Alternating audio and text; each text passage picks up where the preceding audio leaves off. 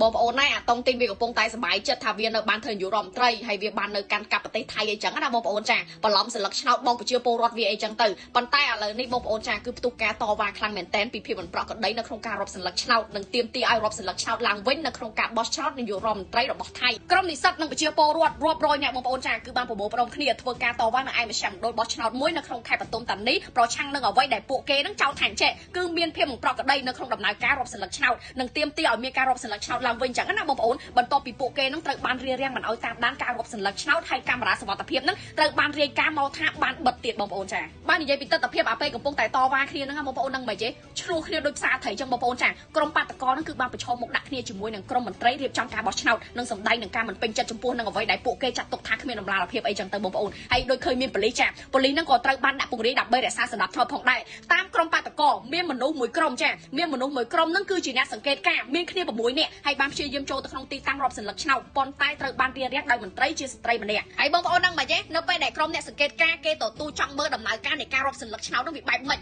ដល់ពេលហើយមន្ត្រីដែលរៀបចំការបោះឆ្នោតហ្នឹងអត់ឲ្យគេមើលឯងបងប្អូនអត់ឲ្យគេមើលឲ្យបែរជានិយាយទៅគេវិញចេះថាសន្លឹកឆ្នោតទាំងអស់ហ្នឹងគឺត្រូវបានរាប់ហើយត្រូវបានរាប់រួចរាល់ហើយអស់ហើយអញ្ចឹងមិនបាច់រាប់អីម្ដងជា2ដងអីទៀតទេរាប់តែម្ដងនឹងបានឯងសំខាន់វាអញ្ញាញ៉ៃអីចឹងទៅហើយហឹបឆ្នោតហ្នឹងគឺត្រូវបានបិទដែលមិនអាចធ្វើការផ្ទៀងផ្ទាត់ឡើងមកវិញទេបងប្អូនសំខាន់ណាក្រុមបាតកោទាំងអស់ហ្នឹងគឺគេបានសម្ដែងការមិនពេញចិត្តផងដែរចំពោះការបិទកាមេរ៉ាសុវត្ថិភាពអាបិទកាមេរ៉ាសុវត្ថិភាពមកជុំឯងសំខាន់យកកណាត់ខ្មៅនឹងទៅគ្របពីលើកាមេរ៉ានឹងទៀតបងប្អូនចា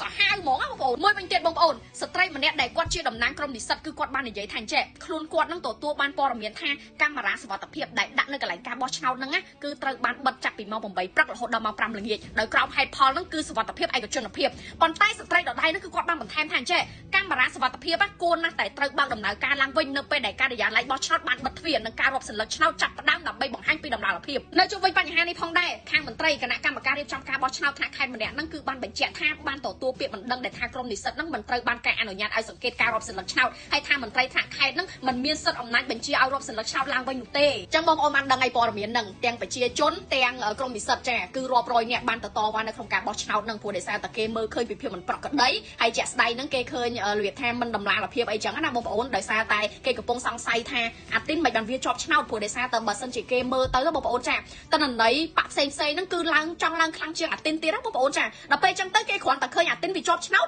គេចាប់ផ្ដើមសាររើឡើងមកវិញគេចង់ឲ្យមានការរាប់ស្លឹកឆ្នោតសារឡើងវិញអីចឹងទៅហើយសំខាន់មានក្រុមសង្កេតការមានអីនៅហ្នឹងគេចង់មើលដែរគេចង់មើលថាការរាប់ស្លឹកឆ្នោតហ្នឹងវាបែបម៉េចបានតែឲ្យអាទីនហ្នឹងវាជាប់ចឹងណាបងប្អូនប៉ុន្តែបើសិនជាប្រជាជនប្រជាពលរដ្ឋគេពេញចិត្តគេអត់មកតវ៉ាចឹងទេបងប្អូនចាសំខាន់នេះគេមើលទៅវាមានភាពមិនប្រក្រតីហើយគេគិតថាបន្លំស្លឹកឆ្នោតអីចឹងទៅហើយសំខាន់ហ្នឹងកាមេរ៉ាអត់ចុចបិទធម្មតាទេយកអាកណាត់ខ្មៅហ្នឹងយកទៅបាំងបន្ទប់ពីលើហ្នឹងទៀតបងប្អូនចាដល់ពេលចឹងទៅគេរបៀបថាគេសម្ដែងការមិនពេញចិត្តណាហើយសំខាន់ហ្នឹងមន្ត្រីដែលរៀបចំចាមន្ត្រីដែលរៀបចំ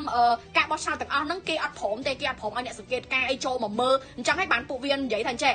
ស្លឹកឆ្នោតហ្នឹងរាប់ឲ្យអស់ហើយអាធុងឆ្នោតហ្នឹងត្រូវបិទចិត្តទៀតអត់អាចឡើងមកផ្ទៀងផ្ទាត់អីឡើងវិញអីចឹងទេបងប្អូន